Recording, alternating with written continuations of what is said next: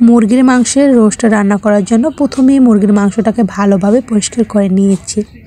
এর ভিতরে এরকমের দাগ কেটে নিয়েছি যেন মশলাটা খুব ভালোভাবে এর ভিতরে ঢুকে যায়। তারপর পেঁয়াজ রসুন বাটা, সামান্য লবণ, সামান্য মরিচের গুঁড়ো দিয়ে ভালোভাবে এটাকে মেখে নিয়েছি। আধা ঘন্টা রেস্টে রাখার পর এগুলোকে এখন ভেজে নিচ্ছি। এগুলোকে একদম মচমচে করে ভেজে নেব। এরই মাঝে আমাদের মুরগির মাংসগুলো ভাজা প্রায় হয়ে এসেছে। তো এই যে এরকমের করে ভেজে নিয়েছি। এখন এগুলোকে রান্না করব।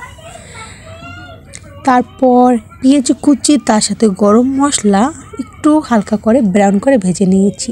তারপর রোস্ট রান্না করতে যত মশলা লাগে সব মশলাগুলো এর সাথে কষিয়ে নিচ্ছি। কয়েকটা কাঁচামরিচ দিয়ে দিলাম সুন্দর একটা ফ্লেভারের জন্য। তারপর এটাকে ভালোভাবে কষিয়ে এর ভিতরে পরিমাণ মতন দুধ দিয়ে দেব।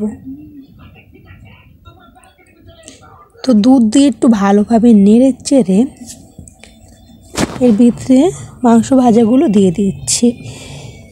আমি এক এক করে সব মাংস ভাজাগুলো দিয়ে দিলাম। এর মাঝে এগুলো রান্না হতে থাক।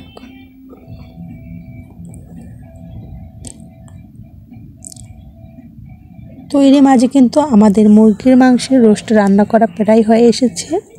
এই যে দেখতে পাচ্ছেন রান্না করা শেষ।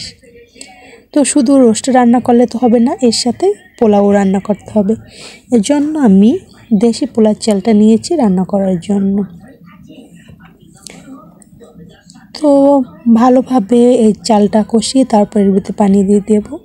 তার আগে আমি পেঁয়াজ এবং গরম মশলাটাকে একটু তেলে ভেজে তার ভিতরে চালটা ভালোভাবে কষিয়ে তারপর পরিমাণ মতন পানি দিয়ে দিলাম। যখন পানিটা একদম শুকিয়ে যাবে তারপর একটি ঢাকনা দিয়ে দেব। এরই মাঝে কিন্তু আমাদের এই চাল থেকে কিন্তু পানিটা একদম শুকিয়ে এসেছে। তারপর এটা একটা ঢাকনা দিয়ে ঢেকে দেব। তো কিছুক্ষণের জন্য দমে রেখে দেব। দমে রাখার পর দেখতে পাচ্ছেন আমাদের পোলাও কিন্তু রেডি। তো রান্নাবান্না শেষ, এখন খাওয়ার পালা। আমি এক পিস মুরগির মাংসের রোস্ট নিলাম আর পোলাও নিলাম। তো আজকের ভিডিও এ পর্যন্তই। সবাই ভালো থাকবেন। আল্লাহ হাফিজ। আর ভিডিওটি কেমন লাগলো অবশ্যই কমেন্ট করে জানাবেন। ধন্যবাদ সবাইকে।